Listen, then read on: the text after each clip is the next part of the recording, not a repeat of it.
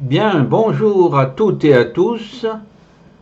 Je vous retrouve pour une note d'actualité consacrée à un thème que j'affectionne beaucoup, les forêts. Je l'ai intitulé Forêts d'ici et d'ailleurs parce que je traite ce sujet même sous l'angle mondial, tout autant que français, parce qu'il faut quand même balayer devant sa porte avant de critiquer les autres. Ce sujet étant immense, je l'ai traité en 4 vidéos, à peu près de 30 minutes maximum. Voilà.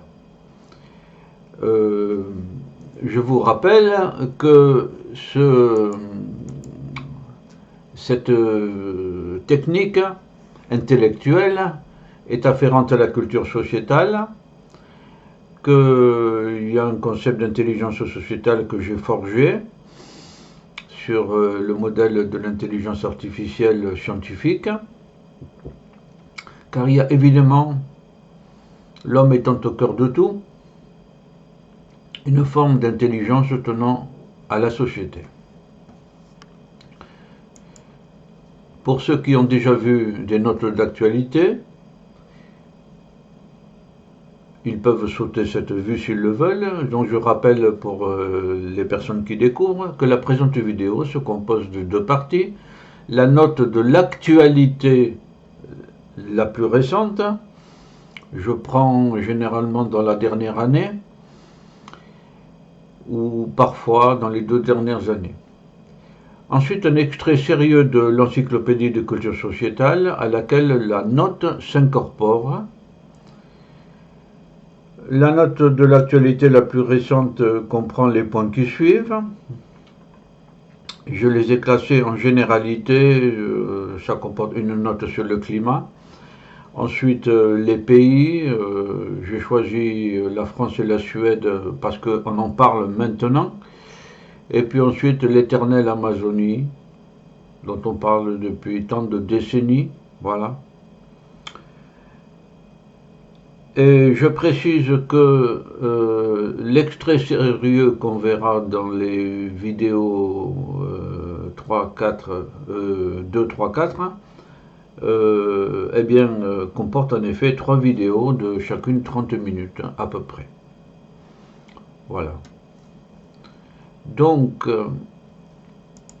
nous passons à ce schéma, généralité. On va parler d'une notion très intéressante qui a été révélée récemment, il y a quelques semaines même, par rapport à l'édition de cette vidéo, sur le climat, l'élévation de température de 7 degrés pour une opération de défrichement et de conversion à l'état de pâturage, mais je n'anticipe pas trop.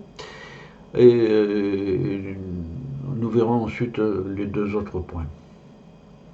Donc le fait. Un institut américain, le World Resource Institute, a publié un rapport sur l'influence des forêts sur le climat. On sait depuis très longtemps que les forêts influencent le climat. Mais l'intérêt de l'étude, c'est que la conversion de forêts en espace agricole fait monter les températures de 7 degrés le jour. Et je crois que c'était pour le mois de juin, juillet, août, voilà, 7 degrés le jour. On sait par ailleurs que les forêts libèrent des particules aérosols qui influencent l'atmosphère et la formation des nuages, comme on le voit fréquemment dans divers massifs forestiers vus d'avion. Voilà. Donc cette statistique est remarquable, 7 degrés le jour. On peut poser la question annexe, et quand on convertit une forêt en lotissement avec béton, tuiles, goudron, etc., quelle est l'élévation de température? Le double, 14 degrés par exemple. Ce serait intéressant à savoir. Le réchauffement climatique est en large partie dû à l'urbanisation au regard de cette statistique. 7 degrés d'élévation. Une particularité, c'est que cet institut, le World Resource Institute, a dit que l'influence des forêts ou de leur absence peut avoir des effets sur le lointain, c'est-à-dire à des centaines et des centaines de kilomètres de là. Donc un défrichement opéré à Paris peut avoir une influence à Lyon, par exemple. Bon. Pour la culture écologique, il y a un autre organisme dont je n'ai que le nom là, Conservation Internationale. En allant sur le site de cet organisme, on va trouver encore d'autres informations, bien sûr. Mais celle des 7 degrés là est très importante. Nous pouvons passer au point numéro 2, la France. La France, alors je fais part d'un article qui n'apporte rien de nouveau sur le rôle des forêts, mais qui est plutôt à caractère documentaire. Il oriente vers des publications, plutôt. Bon, les forêts sont à nouveau des refuges. Oui, on sait depuis très longtemps que les forêts ont toujours servi de refuge aux populations depuis les Gaulois et Jules César. Bon, c'est pas nouveau. Pendant la dernière guerre de 39-45, certains massifs forestiers ont servi de refuge à la résistance aussi. Bon. Ensuite, la forêt est à nouveau une forêt de symboles. Une forêt de symboles, l'expression est jolie. Oui, c'est un vaste sujet ça. Bon, je développe pas plus. Science. Alors, Francis Allais, grand professeur d'université, grand spécialiste des plantes, de la biologie végétale, a publié le Rhododendron en Amazonie. C'est lui qui était en très grande partie à l'origine de cette exploration de la canopée, c'est-à-dire de la partie supérieure des arbres en contact avec le soleil. Ensuite, Laurent Tillon, chiroptérologue, c'était un spécialiste des chauves-souris, qui a déclaré après un incendie, l'urgence c'est de ne rien faire. Je renvoie à d'autres spécialistes de l'incendie forestier. En effet, on observe que l'écobuage, c'est-à-dire la mise à feu de toutes les plantes indésirables pour faire un pâturage, l'écobuage répand des cendres qui fertilisent le sol et qui favorisent la croissance de l'herbe notamment. Ensuite, dans un domaine que j'ai qualifié personnellement de pseudo-science, la vie secrète des arbres, qui a été un succès commercial énorme, qui mérite d'être cité quand même, voilà. Bien qu'il a joué un peu trop sur la personnification humaine des arbres, en quelque sorte. Voilà, les arbres solidaires, les arbres qui s'aident, la vie en société, les arbres qui se parlent par message chimique, etc. etc. Bon. Deuxième point, pour la littérature, proprement dite. Dans un monde abîmé, une cabane refuge, voir Marielle Massé, voilà son livre, à droite. Voilà. Alors je recommande particulièrement Richard Power, écrivain américain, L'Arbre Monde. C'est un livre que j'ai lu entièrement et qui est remarquable. Voilà. Richard Power est un grand écrivain. Jean Giono était aussi un très grand écrivain français. L'homme qui plantait des arbres, c'est accessible aux enfants, ça. L'homme qui plantait des arbres. Voilà. Du point de vue social ou philosophique, Gaspard Dalens, bon, main basse sur nos forêts, voilà. Jean-Baptiste Vidalou dans les Cévennes, être forêt, habiter des territoires en lutte, ce sont des personnes qui se battent sur le terrain dans une région pour protéger les forêts. Et Baptiste Morisot, raviver les braises du vivant, un lieu à aimer personnellement et à défendre collectivement. Évidemment, l'union fait la force.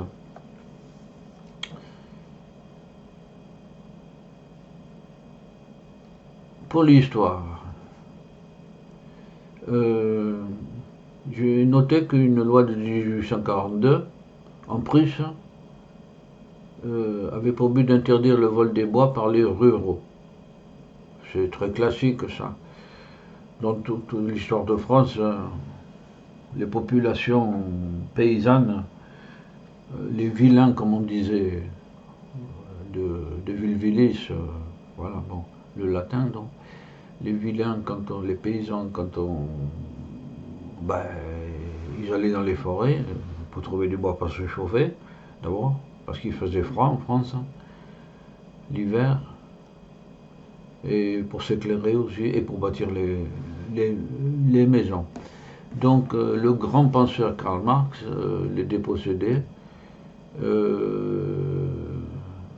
voilà une référence bibliographique intéressante parue sous la signature de Daniel Ben Saïd, Le droit des pauvres.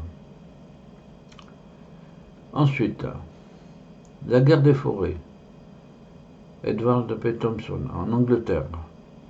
C'est un livre intéressant parce que c'est la privatisation des forêts communales, des communaux.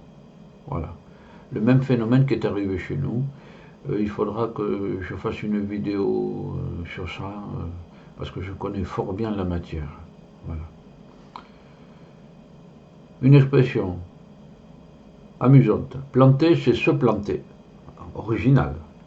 Original. Et pour le jeu de mots.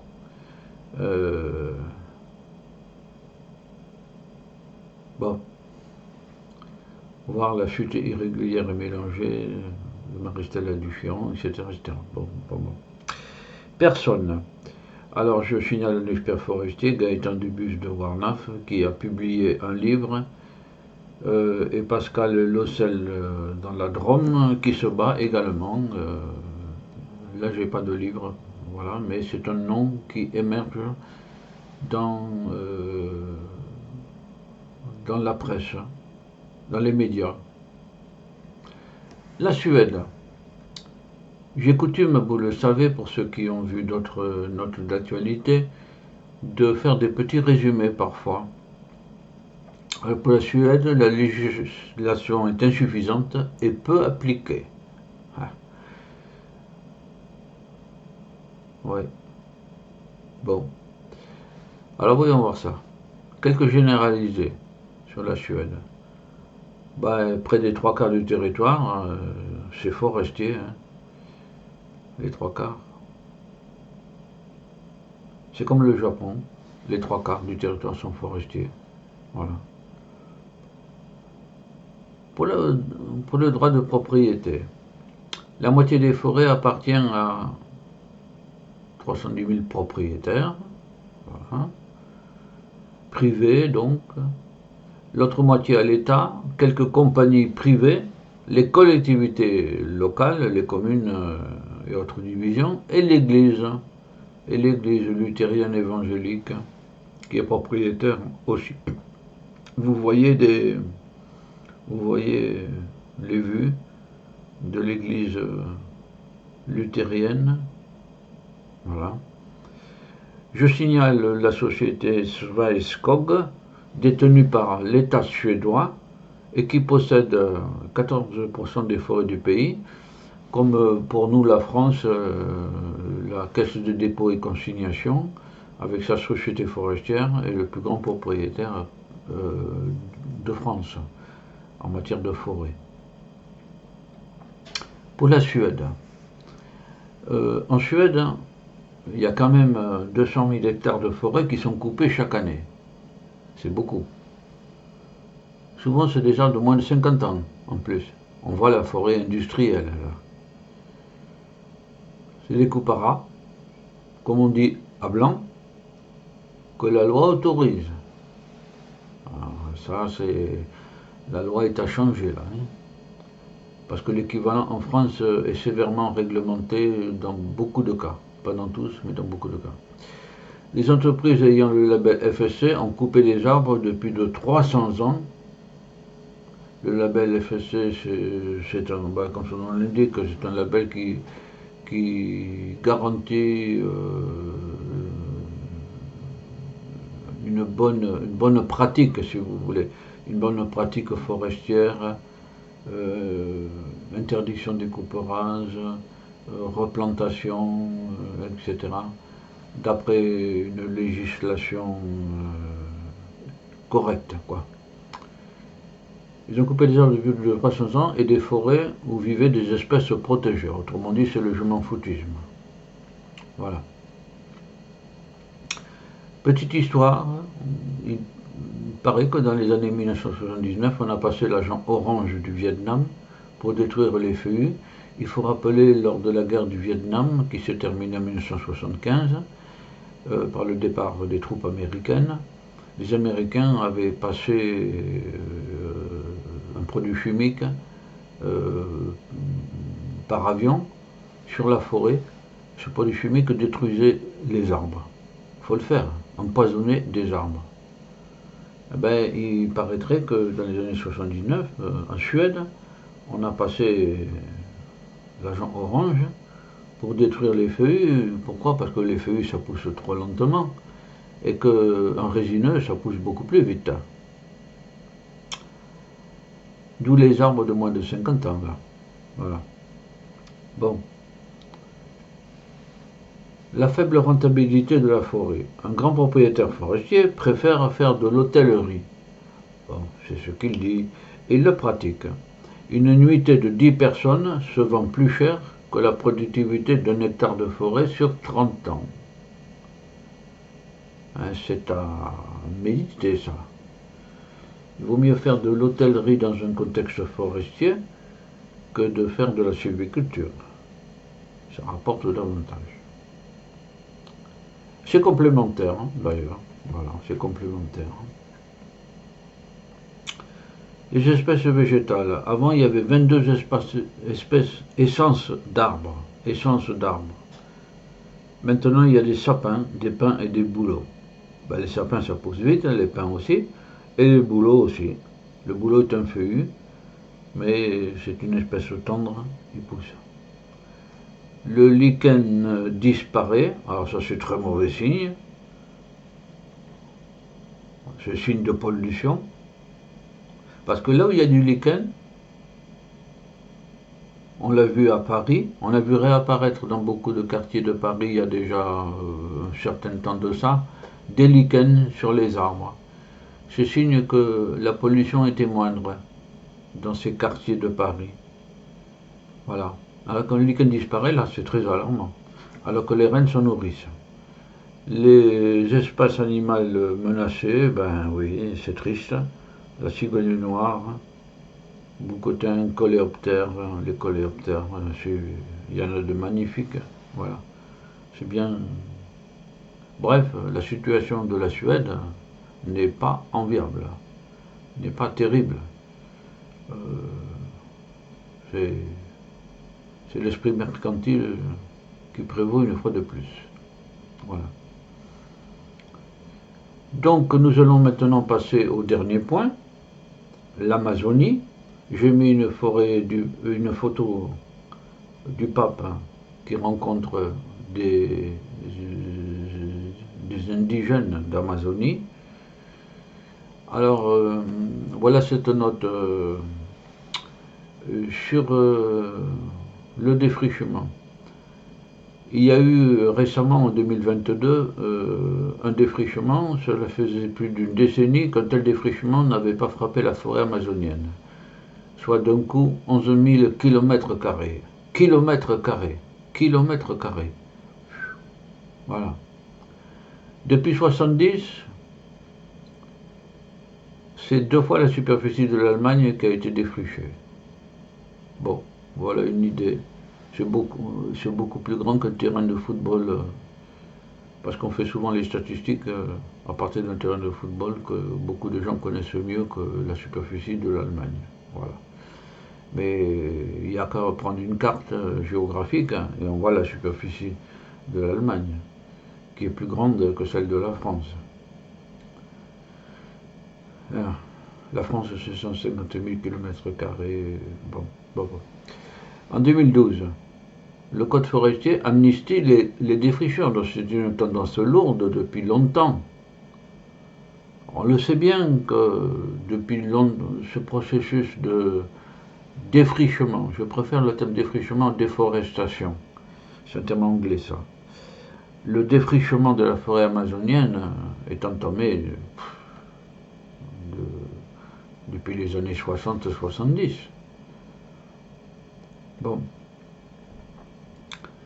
Les secteurs de défrichement, on peut dire que les zones les plus atteintes sont les routes et leurs abords. Évidemment, quand on fait une route, on défriche tout. Et les abords aussi. Voilà. Particulièrement au terminus de la transamazonienne, cette fameuse route qui traverse depuis le littoral atlantique et qui veut aller jusqu'au Pacifique, quoi. Voilà.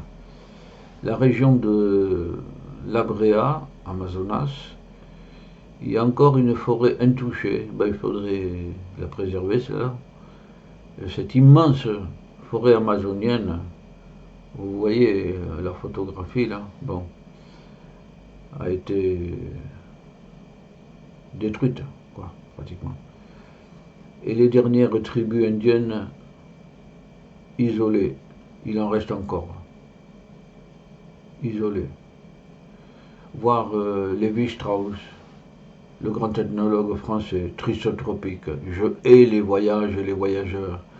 Il aurait pu dire, à son époque, c'était dans les années 1960, 50-60, il y avait des voyageurs, quoi. Beaucoup de voyageurs déjà. Mais il aurait pu dire aussi, je hais l'industrialisation des forêts, quoi, de l'Amazonie. Voilà. Bon. Savane. La forêt amazonienne se transforme en savane. C'est-à-dire, il y a un arbre ici ou là. Un arbre plutôt sec, d'ailleurs. Bon. D'ailleurs, il y a moins de pluie, puisque la forêt disparaît, il y a moins de pluie, la sécheresse s'accroît, la forêt amazonienne se transforme donc en savane. Bon. Il faudrait qu'ils pratiquent l'agroforesterie, car il n'y a rien de pire que le dessèchement par le soleil. Et les arbres sont là pour protéger le sol et les cultures et les animaux qui vivent dessous. On le sait en Europe depuis très longtemps. Bon, on verra dans la vidéo 4, la finale sur la France, que votre modeste serviteur a fait le premier code d'agroforesterie de France, peut-être du monde. Voilà, la réglementation. Bon. Sur le carbone, la forêt amazonienne émet plus de carbone qu'elle n'en séquestre. Eh bien, ça fait rappeler que la navette Challenger, la navette spatiale Challenger américaine, quand elle a voulu revenir et reatterrir quelque part aux États-Unis, elle a survolé la forêt amazonienne. Et à ce moment-là, elle a vu des nuages gris qui n'avaient rien à y faire. Parce qu'il n'y avait pas d'industrie à l'époque. Il n'y avait pas d'industrie. Bon. Et c'est là qu'a commencé le doute sur le rôle de la forêt amazonienne comme production d'oxygène. On fait donc malheureusement, pour des raisons précises, qui traînent, qui je crois tiennent lieu à l'hygrométrie du sol. La forêt amazonienne produit plus de carbone qu'elle n'en séquestre et donc plus que d'oxygène. Une note sur le président qui vient de changer récemment. Bon. Le président Bolsonaro a démantelé les agences fédérales de l'environnement et a coupé le robinet des finances à l'environnement. Voilà, on voit la couleur. La couleur, c'est que le Brésil devient le plus grand producteur de viande bovine et que pour des bœufs, il faut de l'herbe. Il ne faut pas des arbres, normalement. Mais attention à ce que je dis sur l'agroforesterie. Voilà. Et d'autre part, le soja aussi. Premier producteur mondial. Voilà. Vous avez, on va le voir en bas. Ça. Bon. Il a créé un conseil de l'Amazonie, peuplé de militaires, et dirigé par un général à 4 étoiles, Hamilton Mourao, que vous voyez là. Et j'ai mentionné que Da Silva a été réélu pour un 3e mandat fin 2022. Une femme célèbre au Brésil, Katia Abreu, ancienne ministre de l'Agriculture, proche des industriels, grande propriétaire foncière, à la tête d'un empire d'ailleurs, industriel, surnommé la tronçonneuse. Ça veut dire la couleur. Voilà, Katia Abreu. Et puis ce serait parfait si la France n'importait pas massivement du soja pour nourrir les bestiaux, du soja qui vient du Brésil et qui contribue donc au défrichement de ce qui reste de la forêt amazonienne. Voilà. Eh bien, sur ces notes d'actualité, il y a moins d'un an, en moyenne, voilà, nous allons clore cette note d'actualité, numéro 1. Je rappelle cette vue. La présente vidéo se compose de 2 parties. La note de l'actualité la plus récente, qui comprenait les 3 points qu'on a parcourus, et nous allons donc passer à l'extrait sérieux, à laquelle notre note s'incorpore, qui comprend 3 vidéos, de chacune au moins 30 minutes environ, entre 30 et 40 peut-être, je ne sais pas encore trop. Voilà. Voilà. Donc, eh bien voilà, nous allons passer à cet extrait sérieux. Bien. Et c'est sur cette vue classique pour moi de la nébuleuse du cheval sur fond de galaxie que je vous dis au revoir, et nous sommes à moins de 30 minutes là, voilà, et nous passerons donc à la vidéo numéro 2 qui va être cet extrait sérieux du Fonds de culture sociétale. Voilà. Je vous remercie de votre attention et je vous dis à tout de suite ou à plus tard pour la vidéo numéro 2 sur les forêts dans le monde.